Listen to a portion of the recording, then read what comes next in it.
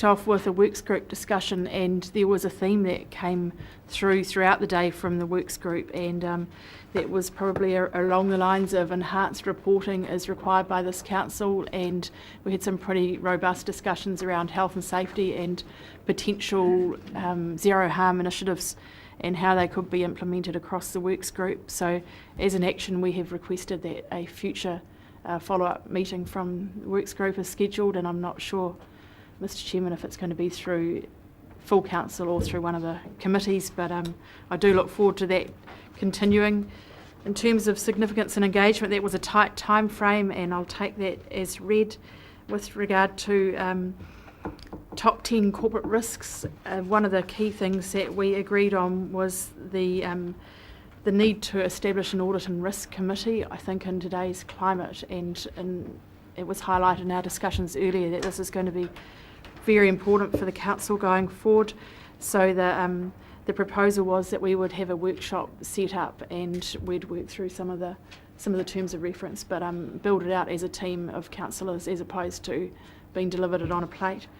Being delivered how it's going to run from the staff. Okay. Yes. So recommendation 8 there possibly needs a bit of modifying, is that what you're saying? Well, my understanding was that we were going straight to a workshop being arranged to further develop, but I've checked with Councillor Scott, and she was the mover. She's pretty adamant that was how it went. So the words draft, I think, is crucial there, but certainly a workshop was agreed to be put in place. And I mean, that's already underway, isn't it? I understand. Regional cycle plan, and Councillor Scott has been appointed as a representative on our behalf for this governance group. So we thank Councillor Barker for his involvement to date with that initiative. And in terms of the reports received, I'll take these all as read. The key one that evoked a fair amount of discussion was the human resource update, and there were some quite high level concerns raised from the councillors around the amount of sick leave that's been taken by staff over the last 12-month period. So that was something certainly that was noted and stressed to Viv, the HR manager. Other than that, I think I think this is all pretty well covered. So I'm happy to take any questions, and if there are none, I'm prepared to move the recommendations 1 to 12. So you're happy to move? We'll get into some questions first. So questions, there will be some. Councillor Bevan. Look, no, just it's number 5. It says those top 10 risks facing the council. It's not facing us, it's facing the region. And I just think the wording's not quite right there. Can we? It is really facing council, isn't it, Mike? These risks are facing council. These are organisational risks rather than regional risks. Water quality is a risk for us. It's not a risk for the region. We have a function to associated with that, and with that function comes some risks. Through us, it's a absolute regional issue. You're dead right, but actually, we're front and centre of it, and they're the risks as they pertain to us. Well, that's the way I see it. Okay, other questions? Councillor Scott. Chairman, I do have quite a number of queries, and I'm not sure how to handle this, around the actual risks, because we did go through this in detail, but there are a lot of points that I feel have not been picked up. To me, this risk register is not something that is just brought out every 6 months and dusted off and another tick put by it, but we want to know what are the tools that we're using. Are we monitoring those tools properly? Are we asking the right questions? And I just feel there are still quite a few things with each, in fact I think with 3 or 4 of them I've got some queries which I did raise at the corporate and strategic, but they're still certainly not picked up within the... Sorry, I wasn't at the corporate and strategic meeting, so I wasn't privy to the discussion around this. We've as an executive, had a separate session or a session solely devoted to looking at corporate risks. and this, how we present, what are they, have we got the right ones, are we too function focused or whatever. This is obviously going to be a key work stream for an audit and risk committee, and how we look at our corporate risk going forward. And I think it's fair to say that we sort of accepted that we've got this particular system in place right now, and we need to present it to you last month or earlier this month,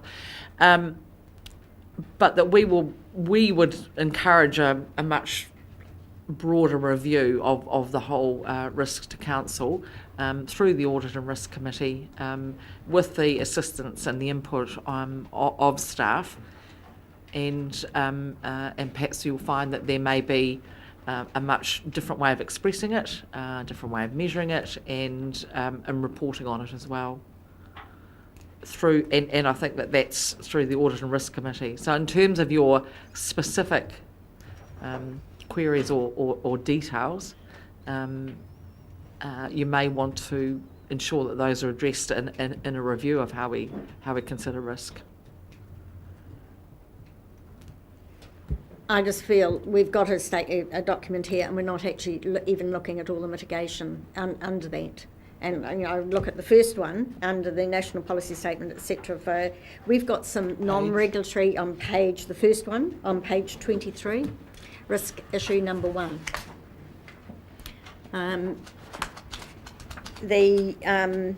We've got non-regulatory. We're talking about statutory changes that we're making, talking about plan changes. We're not talking there about the non-regulatory measures that we've already got in place, and I don't want to know, are they being effective? And I did raise this with the Tahurua stakeholder group, which has been active for some time now, which my understanding is that it is making a difference, but it hasn't appeared there. It hasn't appeared as a mitigation measure. Is it as an effective measure? And I would refer to another one which I brought up last time under the on page 45 under the adapting to new technology. One of the things we discussed there was the importance of the industry standards and regulations around there, and that we would be, following that trip to Taranaki, we talked about how they were using them, but that has again not made its way into this as a mitigation measure. So I just feel that there were a number of things that were raised at that time, and they are risks, they are mitigation measures which are relevant, and we should be measuring, are they effective?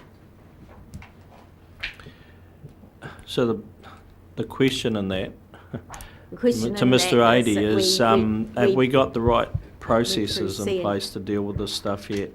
Is it yet another shove in the direction of an audit and risk committee, the necessity of it? We picked up a number of changes, but obviously not those that possibly required probably a little bit more detail around them. And this is a work in progress at the moment, in terms of how we do it, how we report it. And I see this as, yes, something that the Audit and Risk Committee will probably provide more guidance on as we work through it. Rather than keep harking back to it now, I mean, these were issues that we did work through in the corporate and strategic, and that's why I raise it now, that was a chance of having them written in. If it is your preference, Mr. Chairman, that we keep this alive by referring it and ask people to note those things for as soon as we do have an Audit and Risk Committee to direct it, I'll abide by that. But the whole point of having this risk register is to use it effectively as a tool. Councillor Belford. Oh, no, I was. Yes. Yeah, happy to do that. We need a process, actually. I was going to say a better process, but we need a process to deal with your very valid point, because how are we measuring this stuff? We're not. Well, we are, but we're not displaying it here. Councillor Belford. Just a question, I guess, in line with the process would be, would it make sense to review these, once there is agreement about the broad template, I guess, would it make sense to review these individually on a rolling basis? I mean, this set of 10 risks covers basically everything under the sun that we are concerned with, and when it comes up on any given meeting, it's wow, you know, you could dive into any one of these with a fair amount of depth, and we really don't have the time in one meeting to do that, and so it seems like it gets sort of a cursory review. Somebody will like or not like one of the mitigation measures, or something isn't reported, but if these are in fact being identified as the 10 biggest concerns of this council, should they get more concentrated, more focused attention on some other basis than all being thrown in the pot at once, twice a year or something? Can I? Yeah. Good thought that. Just, I think we need to, perhaps we need to do it in two parts though. One is, I think we do need to review what's in the pot each time we go through, because that may change. But your idea of dealing in depth with a number of these, perhaps, rather than trying to deal with them all every 6 months. So if we deal with a number, is probably something that we need to take on board and just come back to you on. Yeah. I think it's all part of the formation, or the working up, if you like, of an audit risk committee. Councillor Dick. Sorry. Yeah, Mr. Chairman, I'm unclear about the process of considering the establishment of an audit and risk committee. I believe that if that's to happen, yes, a workshop is a very good idea, but it shouldn't be clean sheet. It should, staff should be working up a paper, as is indicated here, and that it should then be considered by a workshop before it goes to a council meeting. But there were other issues discussed, like some expert advice from independent sources such as Institute of Directors or possibly Local Government New Zealand. So I'd like to be to know that or to have the comfort that there is going to be a defined process that deals with this, that's well considered and rational. And if you're considering establishing a new committee, you can't really do that in isolation. You've got to look at the terms of reference of the existing committees at the same time, or certainly ones that may be like corporate and strategic, that may have a function taken away from it. So can someone give me some assurance there? Excuse me. Sorry. One of the things that we've looked at is the possibility of having a workshop on a potential audit and risk committee following the October council meeting, so on that same day, but the workshop would specifically focus on that issue. So we would pre-circulate a draft terms of reference for that, and give you the opportunity then to at least have your initial discussion on that. At that workshop, instruct staff on the next move, whether, you might want to say, right, for the corporate and strategic meeting on the 12th of November, we want to have someone from the Institute of Directors or someone from Local Government New Zealand or whatever. But I think, the first step is really to let's look at what it potentially may do so that everyone can then put their ideas down, have that initial discussion in a workshop, and then bring it back to a public for a public discussion at the corporate and strategic in November. That's my suggestion. Is it possible, just as a follow-up, or which Councillor Dick was probably going to say anyway, but to have the corporate strategic terms of reference alongside and see what does cross over, because there will be some crossover. You do need to Absolutely. do that. You know, that's no problem. Yep. Yeah, okay, well, I'm reasonably happy with that, but if the chairman's also happy, the wording on 8 needs to be changed a little bit. I just missed that last point, what was that? The wording of recommendation 8 would just need Instruct staff to develop draft terms of reference. that would get us there, I think. For consideration by a workshop on such and such a date prior to further consideration at corporate and strategic. I'm fine with it. That's good. You happy with that? Could I please just clarify, because I wasn't at that meeting, when it says including proposed membership, No, I think what too was early the for that. yeah? What was the discussion around that? Or no, you have that at the workshop. Have that discussion at the Yeah. workshop. Okay.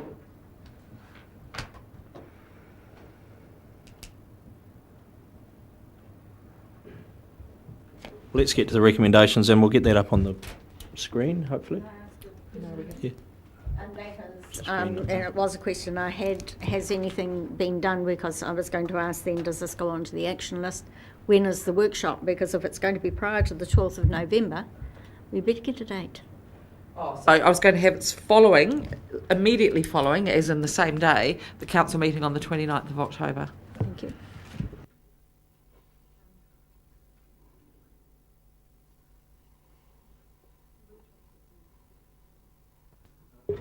Immediately following the council meeting. So just have a workshop only on audit and risk committee on that day. On the basis the Chief Executive's reassuring us that there's not a huge agenda that day. Well, I don't know yet. Talk fast.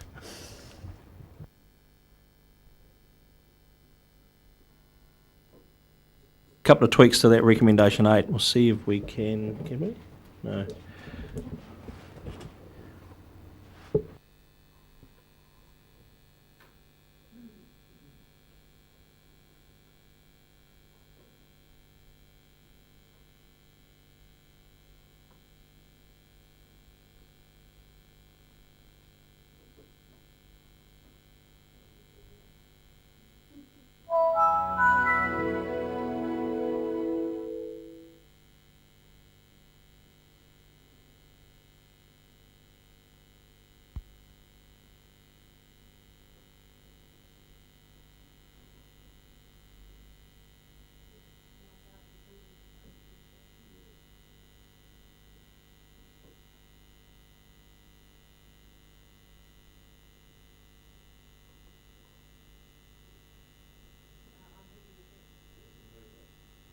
You're happy to move that, Councillor Hewitt. We have a seconder for that. Thank you, Councillor Dick. Do you wish to speak, Councillor Hewitt? Okay. Thank you. We've had a pretty robust discussion. I think our key focus has been on audit and risk. I'd just like to stress the point at this point in time, what we've got here is our risk profile. So to keep deferring it to when an audit and risk committee is in existence isn't really good enough, and I really like Councillor Belford's idea that we go through and perhaps we pick off each of these risks to each time we meet, and keep it on a rolling register. So that's something we can develop. I think ultimately these risks that are addressed don't necessarily fall down to an audit and risk committee, but they rest with all of us. And I'd really like to see some more work done on a template of actually what are we missing in these risk profile. But other than that, I look forward to the actions that fall out of this corporate and strategic meeting, and I'm very happy to move that we accept the recommendations. Thank you. Thank you. Seconder, do you wish to speak? Other speakers? No? Okay. I'll put that motion in. All those in favour, please say aye. Contrary, no. Carried. Thank you.